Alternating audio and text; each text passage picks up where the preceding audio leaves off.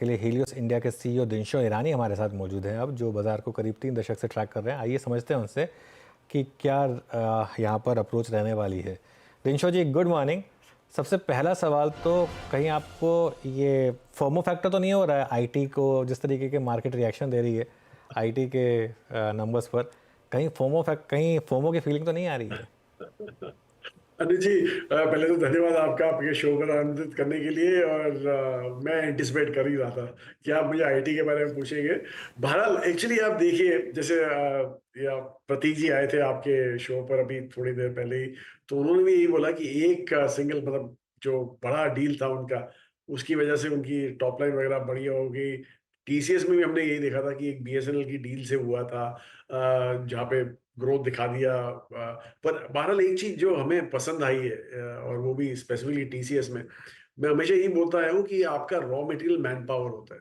और टीसीएस पहली बारी 7 क्वार्टर के बाद उन्होंने लोग जोड़ना चालू किए हैं अपने मैन पावर में, तो वो एक एक पॉजिटिव टेक अवे था उनसे। और दूसरा ये था कि आप वैल्यूएशन में भी देखिए कि टीसीएस के वैल्यूएशन पहले नॉर्मली प्री कोविड एक प्रीमियम में हुआ करते थे सेक्टर के, अभी आप मोर और लेस सारे जो स्टॉक्स हैं उनकी पैरिटी में आ गए हैं। तो इसलिए हमें टीसीएस शायद ज्यादा ही पसंद है from the others. But anyway अभी के लिए तो फोमो जैसा कुछ होता नहीं हमें। पर यही है कि जैसे in case of IT sector हमारे पास काफी दूसरे 2-3 और सेक्टर हैं जो काफी अच्छा करते हैं साथ में, तो इसलिए फोमो हमें कभी नहीं होता। But we want to be there now. हमें लग रहा है कि जो वर्स्ट था वो is over, especially in the case of a TCS, so that way, and he's always been वो हमेशा एक लीडर रहे हैं, तो इसलिए हमें लग रहा है कि वो शायद एक स्टॉक है जहाँ पे आप देख सकते हैं। ओके, बिल्कुल। खैर चलिए, ये बात हो गई इस समय आईटी की।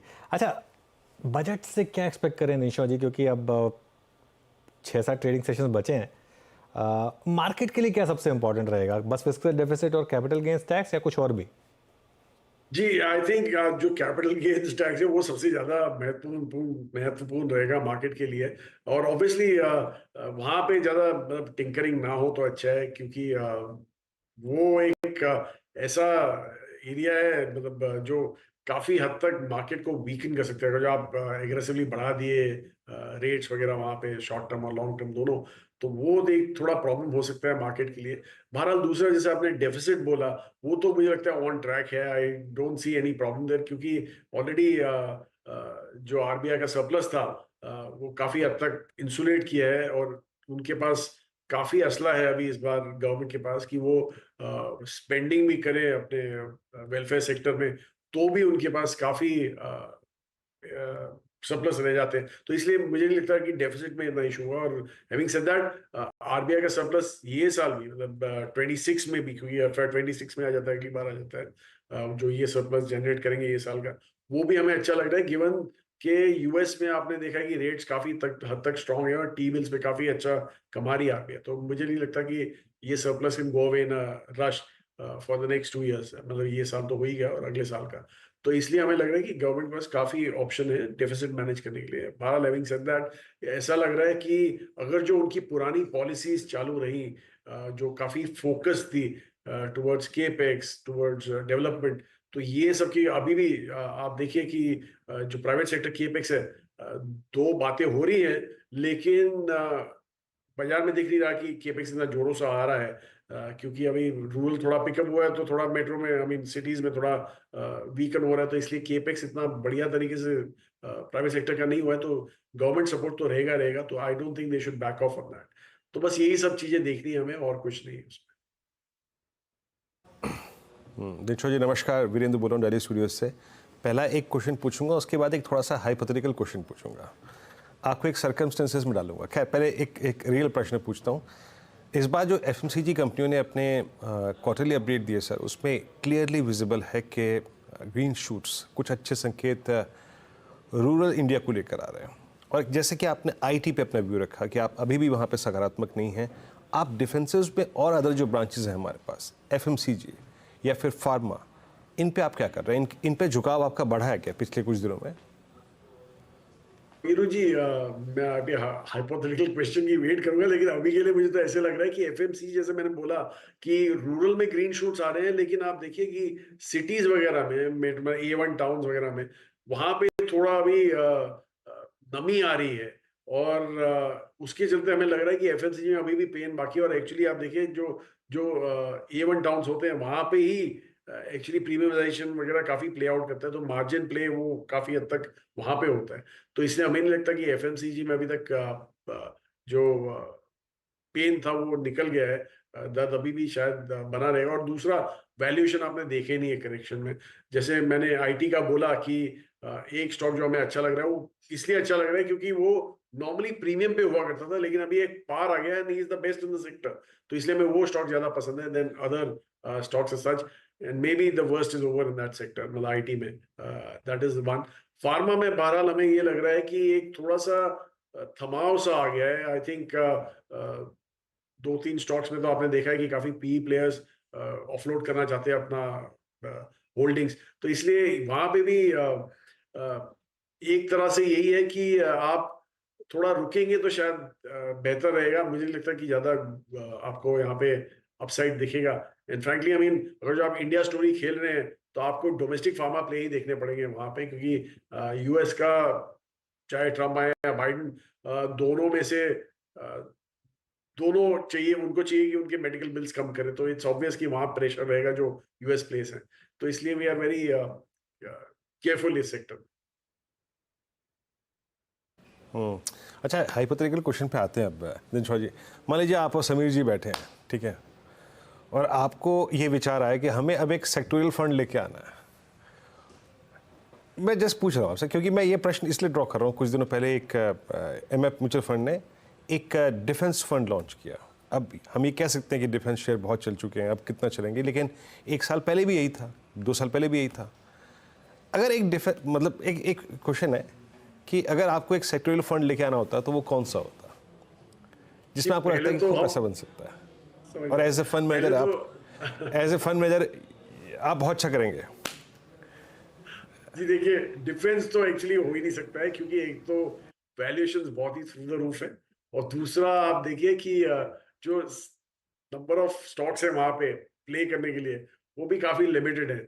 मतलब मैंने तो कोई कोई फंड में तो ऑटो एंसरीज देखी है जो शायद उनका 2-3% डिफेंस में होगा, इसलिए they have taken as defence stock.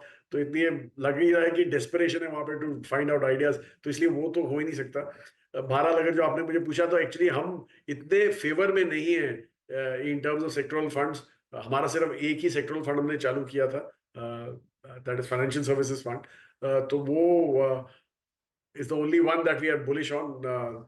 However, जैसे आपने बोला कि अगर जो हाइपोथेटिकल है, तो मुझे एक हाइपोथेटिकल आंसर देना ही पड़ेगा आपको। तो उसमें ये है कि हमें ऐसे लग रहा है कि अगर जो लाना ही होता कोई फंड जो शायद हमारे स्टेबल में नहीं है आज की तारीख में, तो एक मैन्युफैक्चरिंग सा होता, क्योंकि हमें लग रहा है कि आगे चल के यही एक सेक्टर है जो काफी ब्रॉड सेक्टर है एक्चुअली, क्योंकि इसमें सब पीएलआई भी आ जाता है, चाइना प्लस वन प्लेस आ जाते हैं, सब आ जाते हैं यहाँ पे, और डोमेस्टिक केपेक्स के प्लेस आ जाते हैं। तो इसलिए हमें लग रहा है कि वो एक सेक्टर है जो शायद which is a very broad brush classification, जो बहुत अच्छा करेगा आगे चल के। और एक्चुअली हमारे फ्लेक्सी कैप में तो वो काफी हद तक हमने एक्सपोजर लिए हुए हैं वहाँ पे। ओके, चलिए, तो ये कुछ सेक्टर स्पेसिफिक बात हुई। अच्छा दिनशॉ जी, क्योंकि बजट की बात हो रही है, रेलवे, डिफेंस, इन सब में बहुत पैसा बना है, और किसी भी लेवल पर आपने ले लिया पैसा बना है। क्या आपके पोर्टफोलियो में है ऐसे कुछ स्टॉक्स, या कुछ आप ऐड करने की सोच रहे हैं?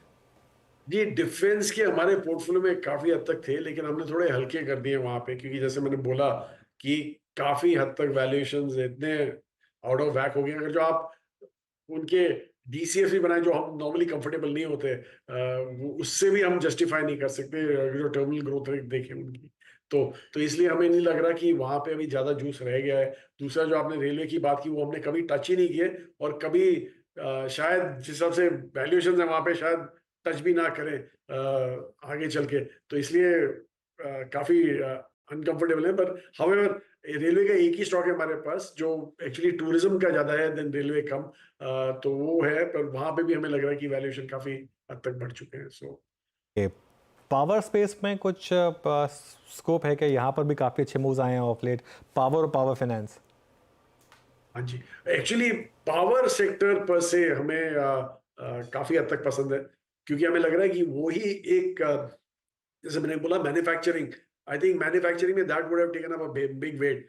पर अगर आप हिस्टोरिक वैल्यूएशन से कंपेयर करें इनको, तो काफी हद तक ये भी काफी ओवर प्राइस्ड हो गए हैं। लेकिन यहाँ पे भी हमें सिलेक्टिवली स्टॉक्स पसंद है, और जो दो आपने नाम लिए वो तो मेनली उनके फाइनेंशियल्स में ही आते हैं, तो इसलिए वहां पे हमें अभी कंफर्ट नहीं है कि जो मतलब डिस्ट्रीब्यूशन कंपनीज काफी हद तक एक्सपोज्ड है इनकी इन इन बुक्स में, तो इसलिए वहां पे थोड़ा हमें अंडरस्टैंडिंग ज्यादा करना है before taking a call on these two stocks that you mention. अच्छा दिनशॉ सर, आज से 2 महीने पहले जब चुनाव के नतीजे आने थे उस वक्त हम, जब मैं ऑटो की बात कर रहा था, टू व्हीलर ऑलरेडी चल चुका था, क्योंकि कमेंसमेंट ऑफ न्यू गवर्नमेंट, उसके बाद ऑर्डर्स का आवंटन, प्रोजेक्ट्स का एग्जीक्यूशन शुरू होना, हम कमर्शियल व्हीकल सेगमेंट को लेकर मैंने आपसे पूछा भी था लास्ट टाइम प्रश्न है। ऑटो में बहुत सारी ब्रांचेस हैं, अब पैसेंजर व्हीकल सेगमेंट में तो इस वक्त हाइब्रिड और कुछ स्टेट गवर्नमेंट्स के जो आई थिंक टेक आए हैं, उसके बाद एक हलचल सी मची हुई है।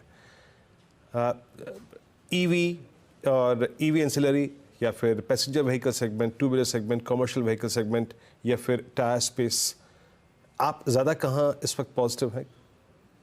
एक्चुअली जी, हमें हमेशा एक हद तक हमें डिस्कम्फर्ट रहा है ईवी को लेके, क्योंकि ईवी एक अलग ही बॉल गेम है और सेम गेम खेल रही है। That is the best part, क्योंकि आईसीई वाले are about manufacturing, after sale service वगैरह, बट ये लोग तो आईपैड ऑन व्हील्स है, तो इट्स सॉफ्टवेयर डाउनलोड वगैरह की बात होती है यहाँ पे। तो दो अलग सेगमेंट compete करने वाले हैं एक दूसरे के साथ गोइंग फॉरवर्ड, तो ऑब्वियसली काफी उथल पुथल होगा उस सेक्टर में, इसलिए हमें इतना कंफर्ट नहीं था in the overall auto space. Having said that, हमें फाइनेंसियर्स में ज्यादा कंफर्ट है, जो फाइनेंस करेंगे, मतलब कोई भी कुछ भी ले, इनको तो बिजनेस मिलने ही वाला है, इसलिए हमें बहुत क्लैरिटी है कि पर कैपिटास बढ़ने वाले हैं, डिस्क्रिशनरी स्पेंड्स बढ़ने वाले हैं, और auto will take a major chunk of discretionary spends. But कौन सा भाग भावी रहेगा, ईवी रहेगा, हाइब्रिड रहेगा, सुपर हाइब्रिड रहेगा, या आईसी रहेगा, वो हमें उस पर कॉल नहीं लेना, इसलिए हम फाइनेंसियर्स में ज्यादा कन्विंस्ड है, इसलिए we are buying the financiers, consumer financiers who are in that space. Dinshaw sir, बहुत बहुत शुक्रिया, आप इस कार्यक्रम में शामिल हुए और जब इस सेक्टर्स पे अपना अपना राय रखी आपने, बहुत बहुत शुक्रिया। मार्केट्स क्या कर रहे हैं? निफ्टी वही, अगर आप देखिए अपनी डे रेंज के बीच में